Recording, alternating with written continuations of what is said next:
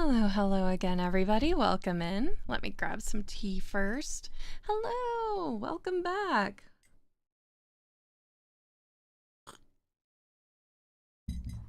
Ooh, toasty, very hot. That was a candle tin lid. Hello. Welcome, Ininochi, Dashpan, Bryant, and Gray, and Chartadarvi. I don't see any reason why we shouldn't get right to it. I'm gonna try for maybe an hour, hour and a half. I like to spend a little bit of time with Midnight if possible, depending on what she's got going on her stream. It is her birthday. So yeah, show Midnight some love too, but for now, we have Edgar Allan Poe. The story does not reflect the streamer's view. That is from last week. I think it's just safe to keep it up because it's Poe. Yeah, it was interesting last week, so we're just gonna keep that up there because yes. All right, get my light down here and let's begin. So this day we will be starting with the Mask of the Red Death. There is no preface. We are just gonna jump right into it. The Red Death had long devastated the country. No pestilence had ever been so fatal or so hideous. Blood was its avatar and its seal, the redness and the horror of blood. There were sharp pains and sudden dizziness, and then profuse bleeding at the pores with dissolution. The scarlet stains upon the body and especially upon the face of the victim were the pest ban which shut him out from the aid and the sympathy of his fellow men. And the whole seizure, progress, and termination of the disease were the incidents of half an hour. But the Prince Prospero was happy and dauntless and sagacious. When his dominions were half depopulated, he summoned to presence 1,000 hale and light-hearted friends from among the knights and dames of his court, and with these retired to the deep seclusion of one of his castellated abbeys. This was an extensive and magnificent structure, the creation of the prince's own eccentric yet august taste. A strong and lofty wall girdled it in. This wall had gates of iron. The courtiers, having entered, brought furnaces and messy hammers, messy hampers, no judgment, and welded the bolts. They resolved to leave means neither of ingress or egress to the sudden impulses of despair or of frenzy from within. The abbey was amply provisioned. With such precautions the courtiers might bid defiance to contagion. The external world could take care of itself. In the meantime, it was folly to grieve, or to think. The prince had provided all the appliances of pleasure. There were buffoons, there were improvisatori, there were ballet dancers, there were musicians, there was beauty, there was wine. All these in security were within. Without was the Red Death. It was toward the close of the 5th or 6th month of his seclusion, and while the pestilence raged most furiously abroad, that the Prince Prospero entertained his 1,000 friends at a masked ball of the most unusual magnificence. It was a voluptuous scene, that masquerade. But first let me tell you of the many rooms in which it was held. There were 7, an imperial suite. In many places, however, such suites form a long and straight vista while the folding doors slide back nearly to the walls on either hand, so that the view of the whole extent is scarcely impeded. Here the case was very different, as might have been expected from the Duke's love of the bizarre. The apartments were so irregularly disposed that the visions embraced but little more than one at a time. There was a sharp turn every 20 or 30 yards, and at each turn a novel effect. To the right and left in the middle of each hall, a tall and narrow Gothic window looked out upon a closed corridor which pursued the windings of the suite. These windows were of stained glass whose color varied in accordance with the prevailing hue of the decorations of the chamber into which it opened. That at the eastern extremity was hung, for example, in blue, and vividly blue were its windows. The second chamber was purple in its ornaments and tapestries, and here the panes were purple. The third was green throughout, and so were the casements. The fourth was furnished and lighted with orange, the fifth with white, the sixth with violet.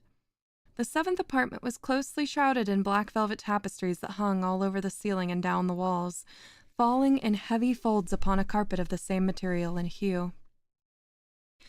But in this chamber only, the color of the windows failed to correspond with the decorations. The panes here were scarlet, a deep blood color. Now, in no one of the 7 apartments was there any lamp or candelabrum amid the profusion of gold ornaments that lay scattered to and fro or depended from the roof. There was no light of any kind emanating from lamp or candle within the suite of chambers. But in the corridors that followed the suite there stood, opposite to each window, a heavy tripod, bearing a brazier of fire that protected its rays through the tinted glass and so glaringly illuminated the room. And thus were produced a multitude of gaudy and fantastic appearances. But in the western or black chamber, the effects of the firelight that had streamed upon the dark hangings through the blood-tinted panes was ghastly in the extreme, and produced so wild a look upon the countenances of those who entered, that there were a few of the company bold enough to set foot within its precincts at all. It was in this apartment also that there stood against the western wall a gigantic clock of ebony. Its pendulum swung to and fro with a dull, heavy, monotonous clang, and when the minute hand made the circuit of the face and the hour was to be stricken, there came from the brazen lungs of the clock a sound which was clear and deep and loud and exceedingly musical, but of so peculiar a note and emphasis that, at each lapse of an hour, the musicians of the orchestra were constrained to pause momentarily in their performances, to hearken to the sound, and thus the waltzers perforce ceased their evolutions, and there was a brief disconcert of the whole gay company. And while the chimes of the clock yet rang, it was observed that the giddiest grew pale, and the more aged and sedate passed their hands over their brows, as if in confused reverie or meditation. But when the echoes had fully ceased, a light laughter at once pervaded the assembly. The musicians looked at each other and smiled, as if their own nervousness and folly, and made whispering vows, each to the other, that the next chiming of the clock should produce them in no similar emotion. And then, after the lapse of 60 minutes, which embraced 3,600 seconds of the time that flies, there came yet another chiming of the clock, and then were the same disconcert and tremulousness and meditation as before. But, in spite of these things, it was a gay and magnificent revel. The tastes of the Duke were peculiar. He had a fine eye for colors and effects. He regarded the decora of mere fashion. His plans were bold and fiery, and his conceptions glowed with barbaric luster. There are some who would have thought him mad. His followers felt that he was not. It was necessary to hear and see and touch him to be sure that he was not. He had directed in great part the movable embellishments of the 7 chambers upon occasion of this great feat, and it was his own guiding taste which had given much character to the masqueraders. Be sure they were grotesque. There were much glare and glitter and piquancy and phantasm, much of what had been seen in Hernani. Hernani? There were arabesque figures with unsuited limbs and appointments. There were delirious fancies such as the madman fashions. There was much of the beautiful, much of the wanton, much of the bizarre, something of the terrible, and not a little of that which might have excited disgust. To and fro in the 7 chambers there stalked, in fact, a multitude of dreams, and these, the dreams, writhed in and about, taking hue from the rooms and causing the wild music of the orchestra to seem as the echo of their steps. And anon there strikes the ebony clock which stands at the hall of the velvet. And then for a moment all is still, and all is silent, save the voice of the clock. The dreams are stiff frozen as they stand. But the echoes of the chime die away. They have endured but an instant, and a light, half-subdued laughter floats after them as they depart. And now again the music swells and the dreams live, and rise to and fro more merrily than ever, taking hue from the many-tinted windows through which stream the rays of the tripods. But at the chamber which lies most westwardly of the 7, there are now none of the maskers who venture, for the night is waning away, and there flows a ruddier light through the blood-colored panes, and the blackness of the sable drapery appalls. And to him whose foot falls upon the sable carpet, there comes from the near clock of ebony a muffled peal more solemnly emphatic than any which reaches their ears who indulge in the more remote gaieties of the other apartments. But these other apartments were densely crowded, and in them beat feverishly the heart of life, and the revel went whirlingly on, until at last there commenced the sounding of midnight upon the clock, and then the music ceased, as I have told, and the evolutions of the waltzers were quieted, and there was an uneasy cessation of all things as before.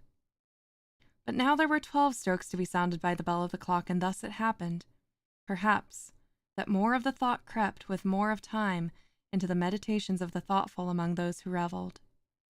And thus, too, it happened, perhaps, that before the last echoes of the last chime had utterly sunk into silence, there were many individuals in the crowd who had found leisure to become aware of the presence of a masked figure which had arrested the attention of no single individual before.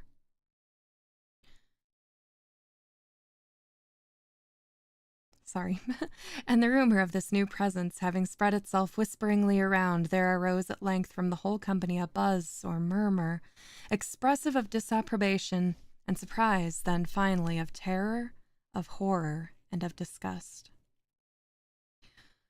In an assembly of phantasms such as I have painted, it may well be supposed that no ordinary appearance could have excited much sensation. In truth, the masquerade license of the night was nearly unlimited, but the figure in question had out-Heroded Herod, and gone beyond the bounds of even the prince's indefinite decorum. There are chords in the hearts of the most reckless which cannot be touched without emotion. Even in the utterly lost, to whom life and death are equally jests, there are matters of which no jest can be made. The whole company, indeed, seemed now deeply to feel that in the costume and bearing of the stranger neither wit nor propriety existed.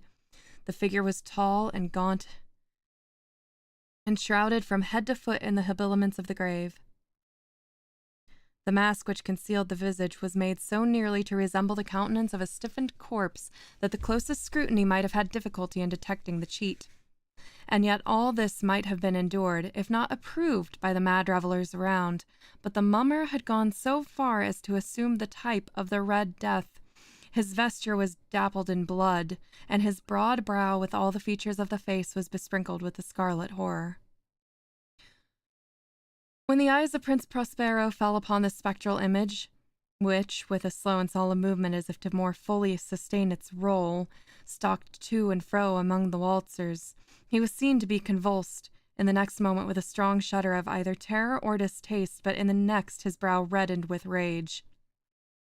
"Who dares," he demanded hoarsely of the courtiers who stood near him, "who dares insult us with this blasphemous mockery? Seize him and unmask him, that we may know whom we have to hang at sunrise from the battlements." It was in the eastern or blue chamber in which stood the Prince Prospero as he uttered these words. They rang throughout the 7 rooms loudly and clearly, for the prince was a bold and robust man, and the music had become hushed at the waving of his hand. It was in the blue room where stood the prince with a group of pale courtiers by his side. At first, as he spoke, there was a slight rushing movement of this group in the direction of the intruder, who at the moment was also near at hand, and now, with deliberate and stately step, made closer approach to the speaker.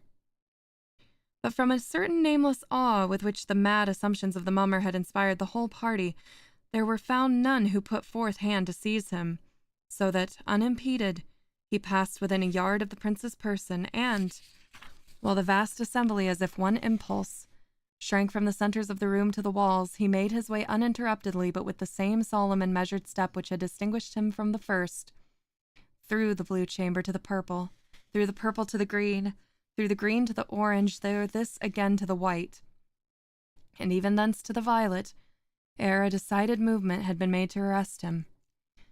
It was then, however, that the Prince Prospero, maddening with rage and shame of his own momentary cowardice, rushed hurriedly through the 6 chambers, while none followed him on account of a deadly terror that had seized upon all.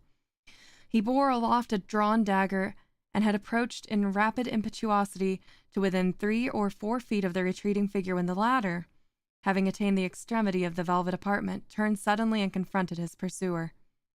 There was a sharp cry, and the dagger dropped, gleaming upon the sable carpet, upon which immediately afterwards fell prostrate in death the Prince Prospero.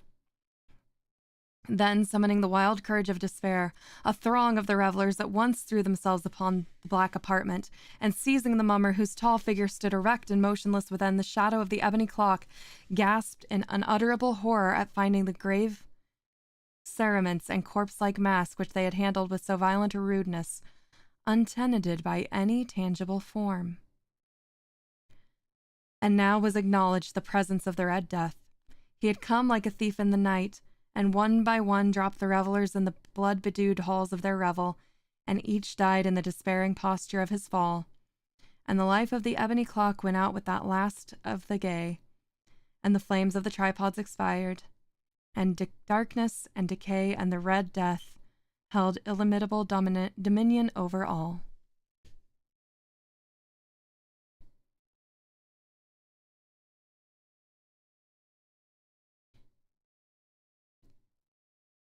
Ah, okay. Well, that was that.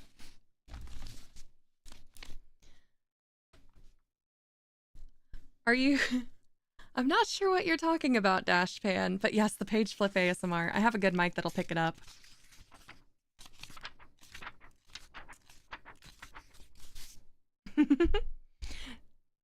Also known as Just Desserts, sounds like a series of tongue twisters. It really does. Poe does like to be quite verbose.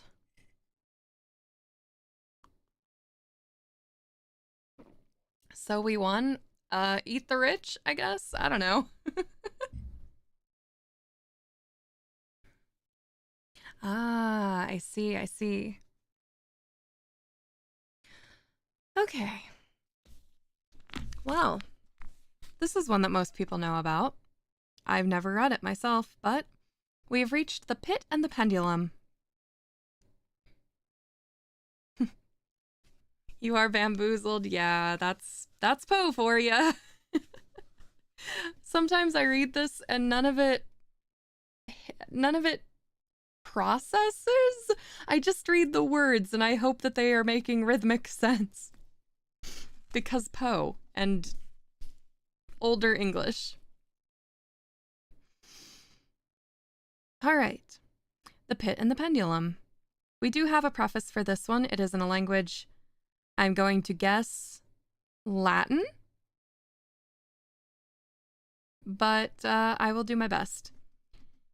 Impia tortorum longos hic turba furores sanguinis innocui non satiata aluit, sospite nunc patria fracto nunc funeris antro, mors ubi dira fuit vita salusque patent.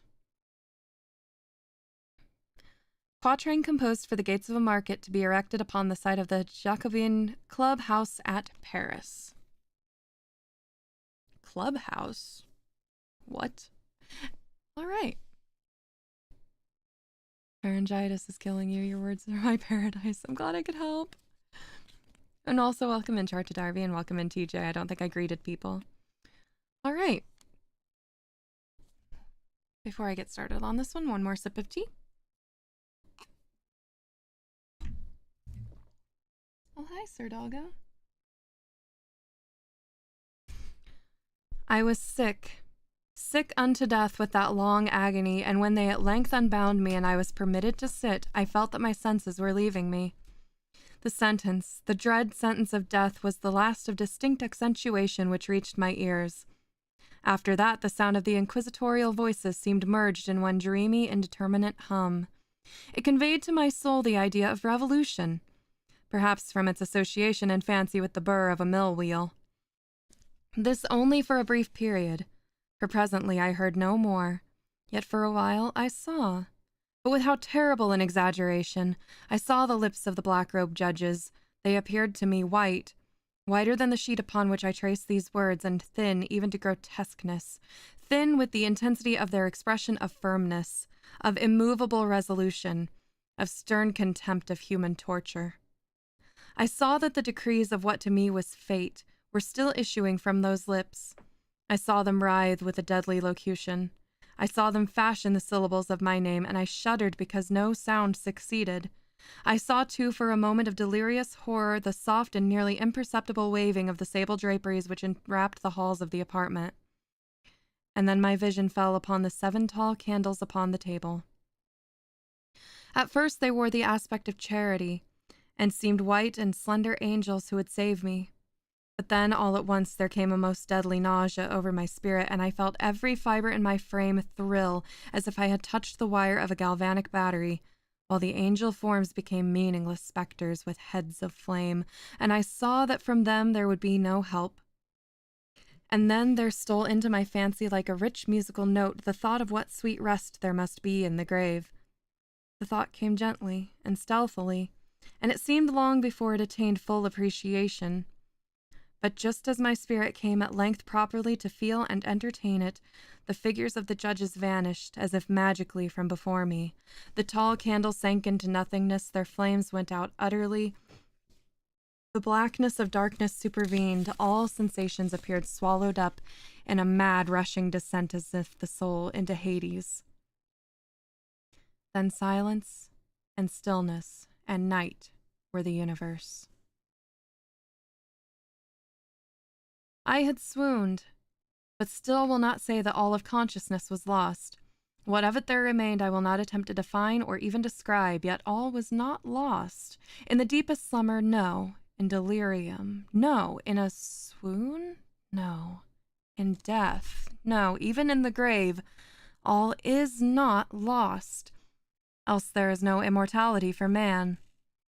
Arousing from the most profound of slumbers, we break the gossamer web of some dream. Yet in a second afterward, so frail that web may have been, we remember not that we have dreamed. In the return to life from the swoon, there are two stages. First, that of the sense of mental or spiritual. Secondly, that of the sense of the physical, existence. It seems probable that if, upon reaching the second stage, we could recall the impressions of the first, we should find these expressions eloquent in memories of the gulf beyond. And that gulf is what? How at least shall we distinguish its shadows from those of the tomb? But if the impressions of what I have termed the first stage are not, at will, recalled, yet, after long interval, do they not come unbidden, while we marvel whence they come? He who has never swooned is not he who finds strange places and wildly familiar faces and coals that glow, is not he who beholds floating in midair the sad vision that the many may not view, is not he who ponders over the perfume of some novel flower, is not he whose brain grows bewildered with the meaning of some musical cadence which has never before arrested his attention. Amid frequent and thoughtful endeavors to remember, amid earnest struggles to regather some token of the state of seeming nothingness into which my soul had lapsed, there have been moments when I have dreamed of success. There have been brief, very brief periods where I have conjured up remembrances which the lucid reasons of a later epoch assures me could have had reference only to that condition of seeming unconsciousness. These shadows of memory tell indistinctly of tall figures that lifted and bore me in silence down, down, still down, till a hideous dizziness oppressed me at the mere idea of the interminableness of the descent. They tell also of a vague horror at my heart on account of that heart's unnatural stillness. Then comes a sense of sudden motionless through all things, as if those who bore me, a ghastly train, had outrun in their descent the limits of the limitless, and paused from the wearisomeness of their toil. After this I call to mind flatness and dampness, and then all is madness, the madness of a memory which buries itself among forbidden things. Very suddenly there came back to my soul motion and sound, the tumultuous motion of the heart, and in my ears the sound of its beating. Then a pause in which all is blank. Then again sound, and motion and touch, a tingling sensation pervading my frame. Then the mere consciousness of existence, without thought, a condition which lasted long. Then, very suddenly, thought, and shuddering terror, an earnest endeavor to comprehend my true state, then a strong desire to lapse into insensibility. Then a rushing revival of soul and a successful effort to move, and now a full memory of the trial, of the judges, of the sable draperies, of the sentence, of the sickness, of the swoon. Then entire forgetfulness of all that followed, of all that a later day and much earnestness of endeavor have enabled me so vaguely to recall. So far I had not opened my eyes. I felt that I lay upon my back unbound. I reached out my hand and it fell upon something damp and hard. There I suffered it to remain for many minutes while I strove to imagine where and what I could be. I longed yet dared not to employ my vision. I dreaded the first glance at objects around me. It was not that I feared to look upon things horrible, but that I grew aghast lest there should be nothing to see. At length, with a wild desperation at heart, I quickly unclosed my eyes. My worst thoughts then were confirmed. The blackness of eternal night encompassed me. I struggled for breath. The intensity of the darkness seemed to oppress and stifle me. The atmosphere was intolerably close. I still lay quietly and made efforts to exercise my reason.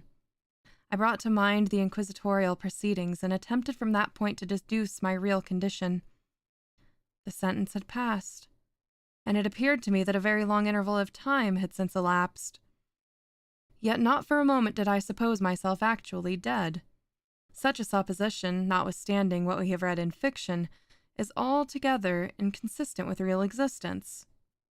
But where and in what state was I? The condemned to death, I knew, perished usually at the auto da fe, and one of these I had been held on the very night of the day of my trial. Had I been remanded to my dungeon to await the next sacrifice, which would not take place for several months? This I at once saw could not be. Victims had been in immediate demand. Moreover, my dungeon, as well as the condemned cells at Toledo, had stone floors, and light was not altogether excluded. A fearful idea now suddenly drove the blood in torrents upon my heart, and for a brief moment I once more relapsed into insensibility. Upon recovering, I at once started to my feet, trembling convulsively in every fiber. I thrust my arms wildly above and around me in all directions. I felt nothing, yet dreaded to move a step lest I should be impeded by the walls of a tomb. Perspiration burst from every pore and stood in cold big beads upon my forehead.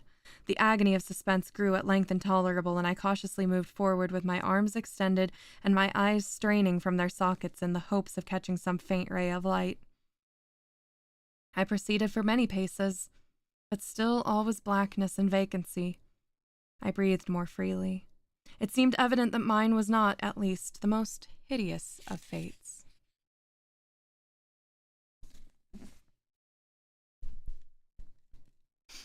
I was thinking the same thing about Unclosed. I can't even lie.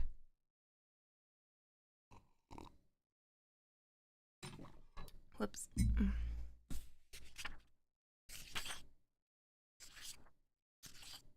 Oh, we still have a ways to go in this one. And now, as I still continued to step cautiously onward, there came the thronging upon my recollection 1,000 vague rumors of the horrors of Toledo. Of the dungeons there had been strange things narrated. Fables I had always deemed them, but yet strange and too ghastly to repeat save in a whisper. Was I to perish of starvation in this subterranean world of darkness, or what fate perhaps even more fearful awaited me? That the result would be death, and a death of more than customary bitterness, I knew too well the character of my judges to doubt. The mode and the hour were all that occupied or distracted me. My outstretched hands at length encountered some solid obstruction. It was a wall, seemingly of stone masonry, very smooth, slimy, and cold. I followed it up, stepping with all the careful distrust with which certain antique narratives had inspired me. Excuse me. Oh. My chat is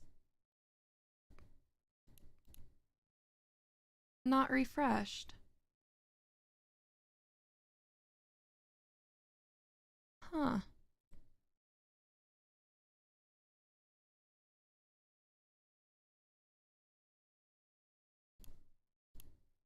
Guess it doesn't matter.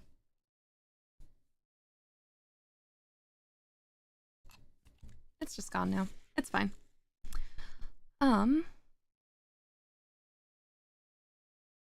Okay. This process, however, afforded me no means of ascertaining the dimensions of my dungeon, as I might make its circuit and return to the point whence I set out, without being aware of the fact so perfectly uniform seemed the wall. I therefore sought the knife which had been in my pocket when led into the inquisitorial chamber, but it was gone. My clothes had been exchanged for a wrapper of coarse serge. I had thought of forcing the blade into some minute crevice of the masonry, so as to identify my point of departure. The difficulty, nevertheless, was but trivial, although in the disorder of my fancy it seemed at first insuperable. Insuperable? I tore a part of the hem from the robe and placed the fragment at full length and at right angles to the wall.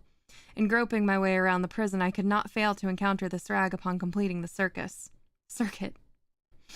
So at least, I thought, but I had not counted on the extent of the dungeon, or upon my own weakness. The ground was moist and slippery. I staggered onward for some time when I stumbled and fell. My excessive fatigue induced me to remain prostrate, and sleep soon overtook me as I lay. Upon waking and stretching forth an arm, I found beside me a loaf and a pitcher with water. I was too much exhausted to reflect upon this circumstance, but ate and drank with avidity. Shortly afterward, I resumed my tour around the prison, in which, with much toil, came at last upon the fragment of the serge. Up to the period when I fell, I had counted 52 paces, and upon resuming my walk, I had counted 48 more when I arrived at the rag. There were in all, then, 100 paces, and admitting 2 paces to the yard, I presumed the dungeon to be 50 yards in circuit. I had met, however, with many angles in the wall, and thus I could form no guess at the shape of the vault. For vault I could not help supposing it to be. I had little object, certainly no hope, in these researches, but a vague curiosity prompted me to continue them. Quitting the wall, I resolved to cross the area of the enclosure. At first I proceeded with extreme caution, for the floor, although seemingly of solid material, was treacherous with slime. At length, however, I took courage and did not hesitate to step firmly, endeavoring to cross in as direct line as possible. I had advanced some 10 or 12 paces in this manner, when the remnant of the torn hem of my robe became entangled between my legs. I stepped on it and fell violently on my face. In the confusion attending my fall, I did not immediately apprehend a somewhat startling circumstance, which yet in a few seconds afterwards, and while I still lay prostrate, arrested my attention. It was this. My chin rested upon the floor of the prison, but my lips and the upper portion of my head, although seemingly at less elevation than the chin, touched nothing. At the same time, my forehead seemed bathed in a clammy vapor, and the peculiar smell of decayed fungus arose to my nostrils. I put my arm forward and shuddered to find that I had fallen at the very brink of a circular pit, whose extent, of course, I had no means of ascertaining at the moment. Groping about the masonry just below the margin, I succeeded in dislodging a small fragment and let it fall into the abyss. For many seconds I hearkened to its reverberations as it dashed against the sides of the chasm in its descent. At length there was a sullen plunge into water, succeeded by loud echoes. At the same time there came a sound resembling the quick opening and as rapid closing of a door overhead, while the faint gleam of light flashed suddenly through the gloom and as suddenly faded away. I saw clearly the doom which had been prepared for me, and congratulated myself upon the timely accident by which I had escaped. Another step before my fall, and the world had seen me no more. And the death just avoided was that of the very character which I had regarded as fabulous and frivolous in the tales respecting the Inquisition. To the victim of its tyranny there was the choice of death with its direst physical agonies, or death with its most hideous moral horrors. I had been reserved for the latter. By long suffering, my nerves had been unstrung, until I trembled at the sound of my own voice, and had become in every respect a fitting subject for the species of torture which awaited me. Shaking in every limb, I groped my way back to the wall, resolving there to perish rather than risk the terrors of the wells, of which my imagination now pictured many and various positions about the dungeon. In other conditions of mind, I might have had the courage to end my misery at once by a plunge into one of these abysses, but now I was the veriest of cowards. Neither could I forget what I had read of these pits, that the sudden extinction of life formed no part of their most horrible plan. Agitation of spirit kept me awake for many long hours, but at length I again slumbered. Upon arousing, I found by my side, as before, a loaf and a pitcher of water. A burning thirst consumed me, and I emptied the vessel at a draught. It must have been drugged, for scarcely had I drunk before I became irresistibly drowsy. A deep sleep fell upon me, a sleep like that of death. How long it lasted, of course, I knew not, but when, once again, I unclosed my eyes, the objects around me were visible. By a wild sulphurous luster, the origin of which I could not at first determine, I was enabled to see the extent and aspect of the prison. In its size, I had been greatly mistaken. The whole circuit of its walls did not exceed 25 yards. For some minutes, this fact occasioned me a world of vain trouble. Vain, indeed, for what could be of less importance under the terrible circumstances which environed me than the mere dimensions of my dungeon? But my soul took a wild interest in trifles, and I busied myself in endeavors to account for the error I had committed in my measurement. The truth at length flashed upon me. In my first attempt at exploration, I had counted 52 paces up to the period when I fell. I must then have been within a pace or two of the fragment of serge. In fact, I had nearly performed the circuit of the vault. I then slept, and upon awaking I must have returned upon my steps, thus supposing the circuit nearly double what it actually was. My confusion of mind prevented me from observing that I had began my tour with the wall to the left, and ended it with the wall to the right. I had been deceived, too, in respect to the shape of the enclosure. In feeling my way, I had found many angles, and thus deduced an idea of great irregularity. So potent is the effect of total darkness upon one arousing from lethargy or sleep. The angles were simply those of a few slight depressions or niches at odd intervals. The general shape of the prison was square. What I had taken for masonry seemed now to be iron or some other metal in huge plates whose sutures or joints occasioned the depression. The entire surface of this metallic enclosure was rudely daubed in all the hideous and repulsive devices to which the charnel superstition of the monks has given rise. The figures of fiends and aspects of menace with skeleton forms, and other more really fearful things, overspread and disfigured the walls. I observed that the outlines of these monstrosities were sufficiently distinct, but that the colors seemed faded and blurred as if from the effects of a damp atmosphere. I noticed the floor now, too, which was of stone. In the center yawned the circular pit from whose jaws I had escaped, but it was the only one in the dungeon.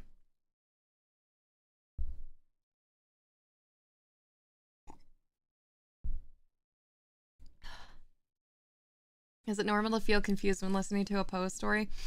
I think honestly, the way to absorb Poe if you're listening in is just to try to catch the key facts. Like, he rambles on, but it's also kind of like, oh, it's a small room that he got confused about the size of. That is literally that entire paragraph.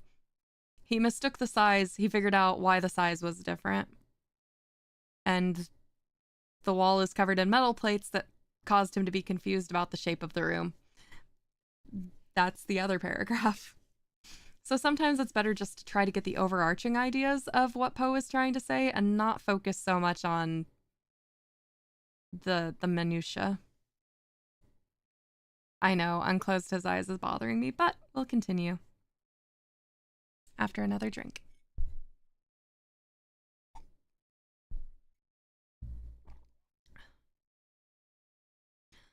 All this I saw indistinctly and by much effort, for my personal condition had been greatly changed during slumber. I now lay upon my back, and at full length on a species of low framework of wood. To this I was securely bound by a long strap resembling a surcingle? Surcingle. I have never heard this word in my life.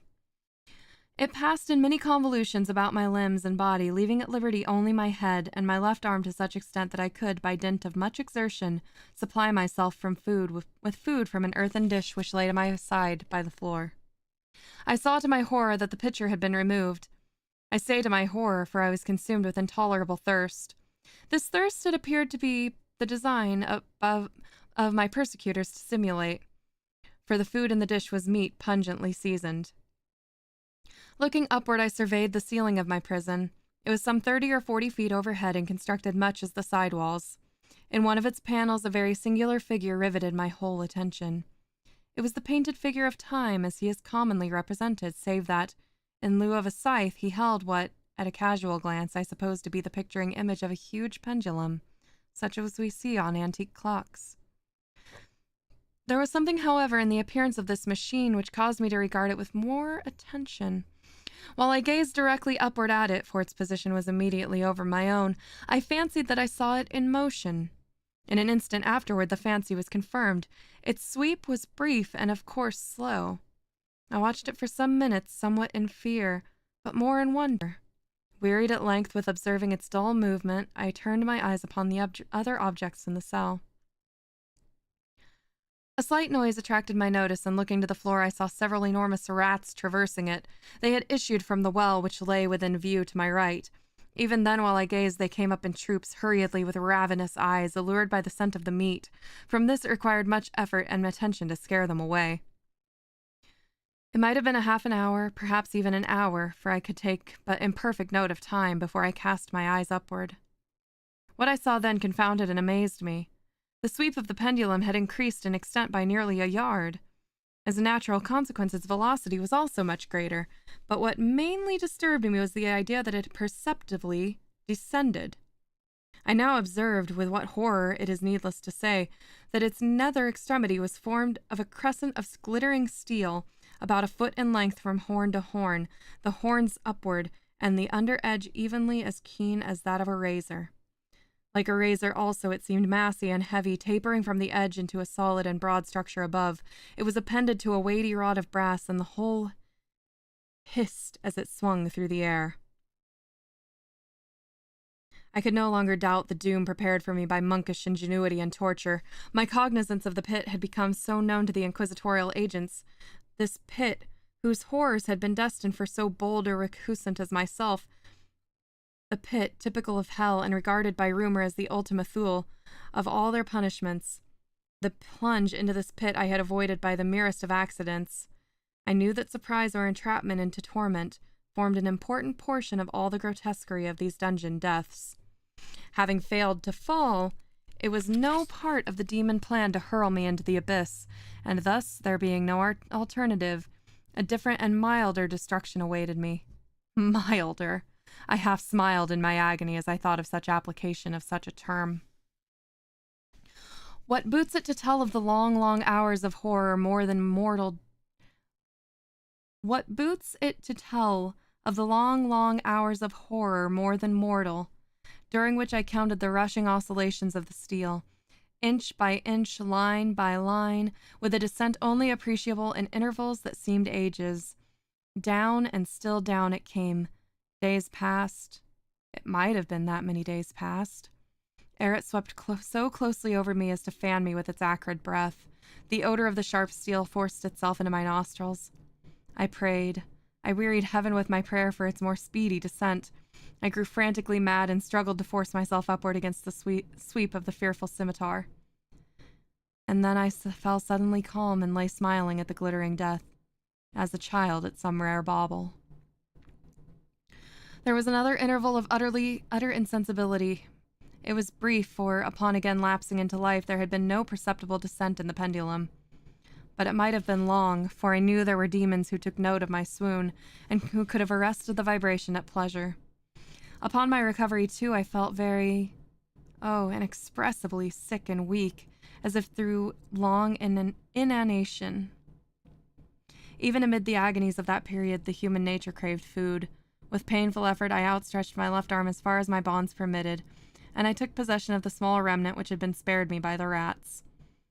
As I put a portion of it within my lips, there rushed to my mind a half-formed thought of joy, of hope. Yet, what business had I with hope? It was, as I say, a half-formed thought. Man has had many such, which are never completed. I felt that it was of joy, of hope, but also felt that it had perished in its formation. In vain I struggled to regain it. Long suffering had nearly annihilated all of my ordinary powers of mind. I was an imbecile, an idiot. The vibration of the pendulum was at right angles to my length. I saw that the crescent was designed to cross the region of the heart. It would fray the serge of my robes. It would return and repeat its operation again and again, notwithstanding its terrifically wide sweep, some 30 feet or more, and the hissing vigor of its descent sufficient to sunder these very walls of iron, still fraying. Still the fraying of my rope would be all that, for several minutes, it would accomplish. And at this thought, I paused. I dared not go farther than this reflection. I dwelt upon it with a pertinacity of attention, as if in so dwelling I could arrest here the descent of the steel. I forced myself to ponder upon the sound of the crescent as it should pass through the garment, upon the particular thrilling sensation which the friction of cloth produces on the nerves. I pondered upon all this frivolity until my teeth were on edge. Down, steadily down it crept. I took a frenzied pleasure in contrasting its downward with its lateral velocity. To the right, to the left, far and wide, with the shriek of a damned spirit to my heart, with the stealthy pace of the tiger. I alternately laughed and howled as one or the other idea grew more predominant. Down, certainly relentlessly down, it vibrated within 3 inches of my bosom. I struggled violently, furiously to free my left arm. This was free only from the elbow to the hand. I could reach the latter from the platter beside me to my mouth with great effort, but no farther. Could I have broken the fastenings above the elbow, I would have seized and attempted to arrest the pendulum. I might as well have attempted to arrest an avalanche. Down, still unceasingly, still inevitably down. I gasped and struggled at each vibration. I shrunk convulsively at its every sweep. My eyes followed its outward or upward whirls with the eagerness of the most unmeaning despair. They closed themselves spasmodically at the descent, although death would have been a relief. Oh, how unspeakable. Still I quivered in every nerve to think how slight a sinking of the machinery would precipitate that keen, glistening axe upon my bosom. It was hope that prompted the nerve to quiver, the frame to shrink. It was hope, the hope that triumphs on the rack, that whispers to the death-condemned even in the dungeons of the Inquisition.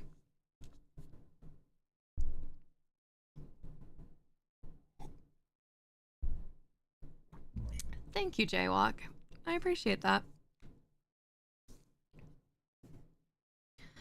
I saw that some 10 or 12 vibrations would bring the steel into actual contact with my robe, and with this observation there suddenly came over my spirit all the keen, collected calmness of despair.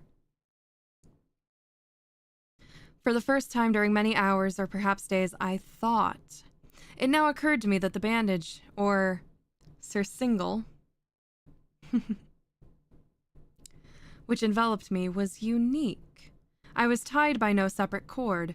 The first stroke of the razor-like crescents athwart any portion of the band would detach it so that it might be unbound from my person by means of my left hand. But how fearful in that case the proximity of the steel. The result of the slightest struggle, how deadly. Was it likely, moreover, that the minions of the torturer had not foreseen and provided for this possibility? Was it probable that the bandage crossed across my bosom in the track of the pendulum? Dreading to find my faint, as it seemed, in last hope frustrated, I so far elevated my head as to obtain a distinct view of my breast. The surcingle enveloped my limbs and body close in all directions, save in the path of the destroying crescent. Scarcely had I dropped my head back into its original position when there flashed upon my mind what I cannot better describe than the unformed half of that idea of deliverance to which I have previously alluded, and of a moiety only floated indeterminately through my brain when I raised food to my burning lips. The whole thought was now present, feeble, scarcely sane, scarcely definite, but still entire. I proceeded at once with the nervous energy of despair to attempt its execution. For many hours the immediate vicinity of the low framework upon which I lay had been literally swarming with rats. They were wild, bold, ravenous, their red eyes glaring upon me as if they waited but for motionlessness on my part to make me their prey. To what food, I thought, have they been accustomed to in the well? They had devoured, in spite of all my efforts to prevent them, all but a small remnant of the contents of the dish. I had fallen into a habitual seesaw or wave of the hand about the platter, and at length the unconscious uniformity of the movement deprived it of effect. In their voracity, the vermin frequently fastened their sharp fangs into my fingers. With the particles of the oily and spicy viand which now remained, I thoroughly rubbed the bandage wherever I could reach it, and raising my hand from the floor, I lay breathlessly still. At first the ravenous animals were startled and terrified at the change, at the cessation of movement. They shrank alarmedly back. Many sought the well, but this was only for a moment. I had not counted in vain upon their veracity. Upon observing that I remained without motion, one or two of the boldest leapt upon the framework and smelt at the surcingle. This seemed the signal for a general rush. From the well they hurried in fresh troops. They clung to the wood, they overran it, and leapt in hundreds upon my person. The measured movement of the pendulum disturbed them not at all. Avoiding its stroke, they busied themselves with the anointed bandage. They pressed, they swarmed upon me in ever-accumulating heaps. They writhed upon my throat, their cold lips sought my own. I was half stifled by their thronging pressure. Disgust, for which the world has no name, swelled my bosom and chilled, with a heavy clamminess, my heart. Yet 1 minute, and I felt the struggle would be over. Plainly I perceived the loosening of the bandage. I knew that in more than one place it must already be severed. With a more human resolution, I lay still. Nor had I erred in my calculations, nor had I endured in vain. I at length felt that I was free. The surcingle hung in ribbons from my body. But the stroke of the pendulum had already pressed upon my bosom. It had divided the serge of the robe. It had cut through the linen beneath. Twice again it strung, and a sharp sense of pain shot through every nerve, but the moment of escape had arrived. At a wave of my hand, my deliverers hurried tumultuously away. With a steady movement, cautious, sidelong, shrinking, and slow, I slid from the embrace of the bandage and beyond the reach of the scimitar. For the moment, at least, I was free. Free, and in the grasp of the Inquisition. I had scarcely stepped from my wooden bed of horror upon the stone floor of the prison when the motion of the hellish machine ceased, and I beheld it drawn up by some invisible force through the ceiling. This was a lesson which I took desperately to heart. My every motion was undoubtedly watched. Free! I had escaped death in one form of agony to be delivered unto worse than death in some other. With that thought, I rolled my eyes nervously around the barriers of iron that hemmed me in. Something unusual, some change which at first I could not appreciate distinctly. It was obvious had taken place in the apartment. For many minutes of a dreamy and trembling abstraction, I busied myself in vain, unconnected conjecture. During this period, I became aware for the first time of the origin of the sulphurous light which had illuminated the cell. It proceeded from a fissure about half an inch in width, extending entirely around the prison at the base of the walls, which thus appeared, and were completely separated from the floor. I endeavored, but of course in vain, to look through the aperture. As I arose from the attempt, the mystery of the alteration in the chamber broke at once upon my understanding. I have observed that, although the outlines of the figures upon the wall were sufficiently distinct, yet the colors seemed blurred and indefinite. These colors had now assumed, and were momentarily assuming, a startling and most intense brilliancy that gave to the spectral and fiendish portraitures an aspect which might have thrilled even firmer nerves than my own. Demon eyes of a wild and ghastly vivacity glared upon me in 1,000 directions where none had been visible before, and gleamed with the lurid luster of a fire that I could not force my imagination to regard as unreal. Unreal. Even while I breathed, there came to my nostrils the breath of the vapor of heated iron. A suffocating odor pervaded the prison. A deeper glow settled upon each moment in the eyes that glared at my agonies. A richer tint of crimson diffused itself upon the pictured horrors of blood. I panted, I gasped for breath. There could be no doubt of the design of my tormentors. Oh, most unrelenting, oh, most demonic of men! I shrank from the glowing metal to the center of the cell.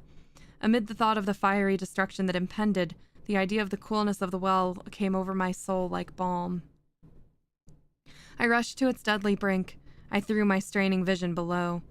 The glare from the enkindled roof illuminated its inmost recesses. Yet for a wild moment did my spirit refuse to comprehend the meaning of what I saw. At length it wrestled its way into my soul. It burned itself into my shuddering reason. Oh, for a voice to speak. Oh, horror. Oh, any horror but this. With a shriek, I rushed from the margin and buried my face in my hands, weeping bitterly. The heat rapidly increased, and once again I looked up, shuddering, as with a fit of the ague. There had been a second change in the cell, and now the change was obvious in the form. As before, it was in vain that I at first endeavored to appreciate or understand what was taking place, but not long was I left in doubt. The inquisitorial vengeance had been hurried by my twofold escape, and there was to be no more dallying with the King of Terrors. The room had been square. I saw that 2 of its iron angles were now acute, 2 consequently obtuse. The fearful difference quickly increasing with a low rumbling or moaning noise. In an instant, the apartment had shifted its form into that of a lozenge. Lozenge. But the alteration stopped not here. I neither hoped nor desired it to stop. I could have clasped the red walls to my bosom as a garment of eternal peace. Death, I said. Any death but that of the pit. Fool, might I have not known that into the pit was the object of the burning iron to urge me? Could I resist its glow? Or, if even that, could I withstand its pressure? And now flatter and flatter grew the lozenge, and with a rapidity that left me no time for contemplation, its center, and of course its greatest width, came just over the yawning gulf. I shrank back, but the closing walls pressed me resistlessly onward. At length, for my seared and writhing body, there was no longer an inch of foothold on the firm floor of the prison. I struggled no more, but the agony of my soul found vent in one long, loud, and final scream of despair. I felt that I tottered upon the brink. I averted my eyes. There was a discordant hum of human voices. There was a loud blast of as many trumpets. There was a harsh grating of 1,000 thunders. The fiery walls rushed back. An outstretched arm caught my own as I fell, fainting, into the abyss. It was that of General Lasalle. The French army had entered Toledo. The Inquisition was in the hands of its enemies.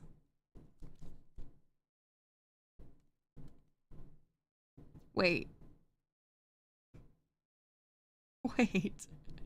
What the heck?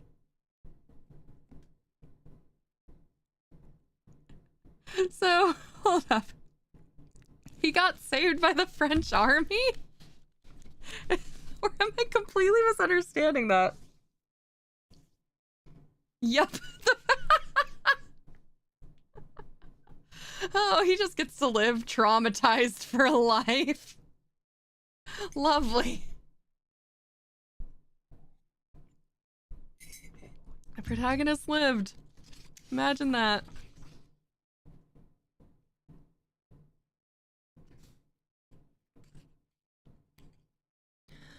All right. This next one is very long. This next one is about 40 pages. So we're going to leave that for next time, and I will bid you farewell now. We made it an hour. We got through 2 very bizarre stories. Saved by the French army. What a plot twist. Okay. So,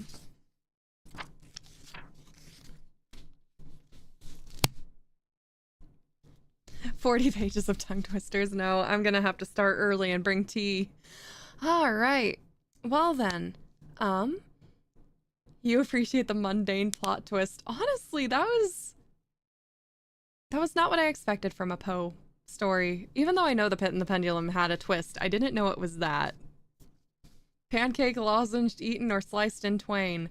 None of the above. Saved by the French army, I guess. Okay. So, reminds you of a JoJo story. I hope you feel better soon. I'm sorry to hear that you're not feeling well. All right.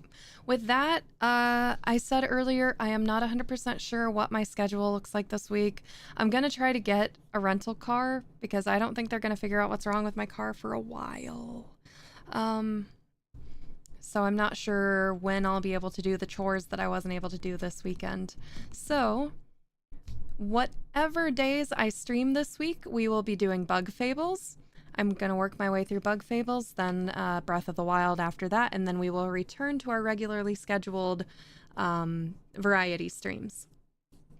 Until then, with Poe every Sunday that I can manage, of course. And with that, I will wish you a good night and a happy start to the week. For those of you who it's already Monday, I hope that you have a wonderful Monday. And for those of you who are Sunday, I hope that you have a good Monday tomorrow. Auto troubles again? Yeah, my car just kind of stopped accelerating at all. It kind of did like a weird little hummy buzz sound, and then the RPMs were not matching what the acceleration was doing, and then there was just no acceleration at all. So my car is in the shop again. So, yay adulting, I guess. All right, I will see you all later. I hope you have a wonderful night, and yeah, bug fables to come. Goodbye.